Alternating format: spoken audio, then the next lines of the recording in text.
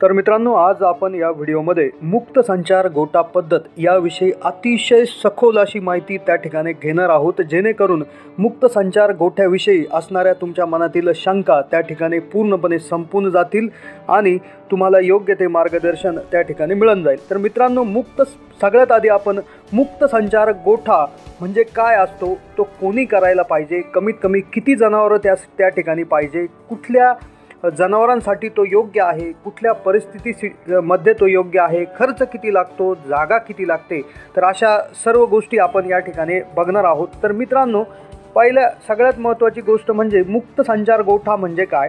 तर मित्रांनो, आपण जर गाय पालन, म्हैस पालन व शेळी कुठल्याही दुभत्या जनावरांचं पालन त्या ठिकाणी करत असाल तर दोन आपल्याकडे ऑप्शन त्या ठिकाणी असतात। तर पहिलं म्हणजे काय की मुक्त संचार गोठा किंवा गाया बांधून त्या ठिकाणी केलेला गोठा।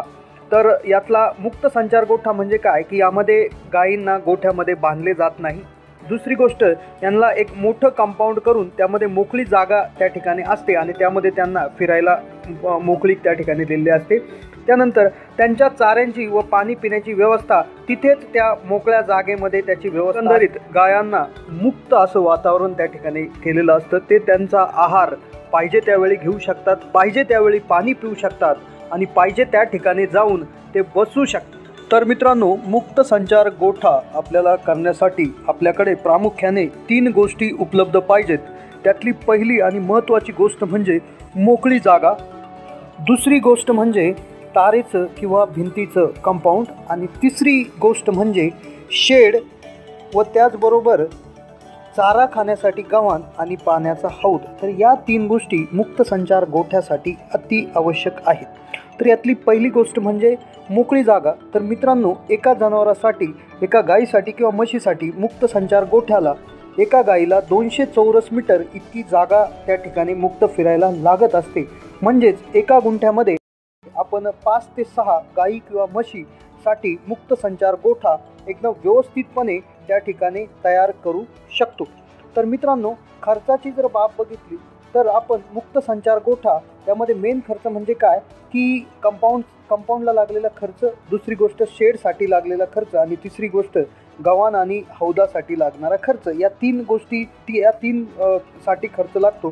तर आपण ते लहानात लहान करून नंतर ते वाढवत नेलं तर आपल्याला सुरुवातीला अगदी 25 ते 30 हजारामध्ये सुद्धा तुम्ही सुरुवात करू शकता आणि जर एकदम चांगलं करायचं असेल तर मग त्यानुसार तुमच्या किमती त्या ठिकाणी वाढून। मित्रांनो, मुक्त संचार गोठ्याचे तसे तर भरपूर सारे फायदे आहेत, पण त्यापैकी आपण अगदी 10 महत्त्वाचे फायदे या ठिकाणी बघणार आहोत। तर त्यातला फायदा क्रमांक 1 म्हणजे काय की कमी खर्च। मुक्त गोठा पद्धतीमध्ये गोठा हा कमीत कमी खर्चात सर्वसामान्य दूध उत्पादक शेतकरी सुद्धा करू शकतो। फायदा क्रमांक 2 म्हणजे निर्जंतुक गोठा। मित्रांनो, हा गोठा ओपन असल्यामुळे हवा खेळती राहते, सूर्यप्रकाश सगळीकडे त्या ठिकाणी पोहोचू शकतो, गाया वेगवेगळ्या ठिकाणी बसल्यामुळे त्यांची घाण पसरते आणि त्यामुळे तो गोठा निर्जंतुक राहण्यामध्ये मदत होते। फायदा क्रमांक 3 गायींची रोगप्रतिकारक क्षमता। मित्रांनो, यामध्ये गाया मोकळ्या फिरत असल्यामुळे, सावलीमध्ये त्या ठिकाणी बसत असल्यामुळे त्यांची रोगप्रतिकार क्षमता ही दुसऱ्या गोठा पद्धतीपेक्षा अत्यंत चांगली राहते व त्यांच्या त्या मोकळ्या फिरण्याच्या वातावरणामुळे ते अगदी रोगप्रतिकारक्षम त्या ठिकाणी राहतात। फायदा क्रमांक 3 म्हणजे वेळेवर माझावर येणे। तर मित्रांनो, गायी व वासरे मुक्त असल्यामुळे त्यांचा चांगला व्यायाम होऊन शरीराची संतुलित वाढ होते। गायी चांगल्या प्रकारे माझावर येतात, माझाची लक्षणे लवकरात लवकर ओळखता येतात आणि गाय माझावर आली की बाहेर काढावी, कृत्रिम रेतन करून माज कमी झालं पुन्हा गोठ्यात सोडावी। तर मित्रांनो, फायदा क्रमांक 4 पिण्याचे पाणी आणि दूध देण्याची मात्रा। मित्रांनो, पाणी पिण्याच्या हौदामध्ये किंवा कुंडीत गायींना तहान लागल्यावर पाणी पिण्यास मिळते। हिरवा चारा, वाळला चारा व पिण्याचे पाणी या सर्व माध्यमातून जेव्हा गायीच्या शरीरात 4 ते 5 लिटर पाणी जाते तेव्हा गायीच्या कासेमध्ये कमीत कमी 1 लिटर दूध जाते। तर मित्रांनो, इथे हौद मोकळा असल्यामुळे आणि त्यांना तिथपर्यंत जायची मुभा असल्यामुळे ते पाहिजे त्यावेळी जाऊन पाणी पिऊ शकतात।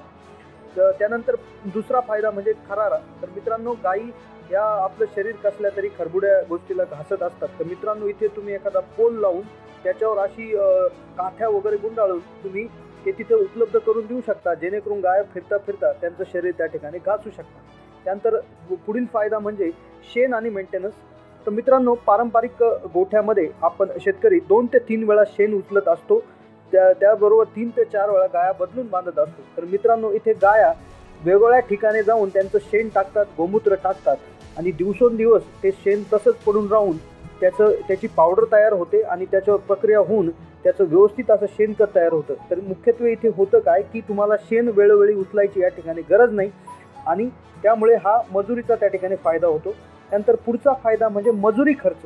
तर मित्रांनो, याच्यामध्ये 3 गोष्टी आपल्याला वेळोवेळी करण्याची गरज नाही. त्यातली पहिली गोष्ट म्हणजे काय की जनावरांची जागा बदलणे, शेण उचलणे आणि पाणी पाजणे ही तिन्ही कामे आपल्याला करण्याची आवश्यकता अगदी भासत नाही. त्यामुळे कष्ट वाचतो, वेळ वाचतो आणि सगळ्यात महत्त्वाचं म्हणजे काय की त्याला जे काय विनाकारण लागणारे मजूर आहेत ते वाचतात आणि साहजिकच तुमचा मजुरीचा खर्च सुद्धा त्या ठिकाणी वाचून जातो.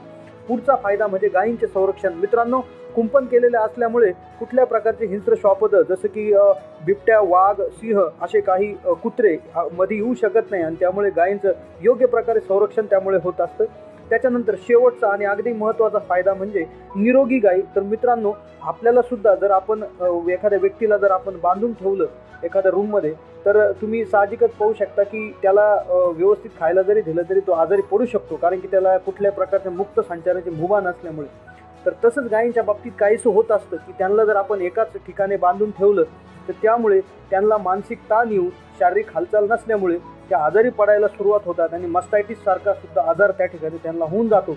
तर मित्रांनो, त्यांना जर आपण मुक्त फिरण्याची मुभा दिली, पाहिजे त्यावेळी त्या खाऊ शकतात, पाहिजे त्यावेळी त्या पाणी पिऊ शकतात आणि पाहिजे त्यावेळेस त्या त्यांच्या वासरांना सुद्धा जवळ घेऊ शकतात.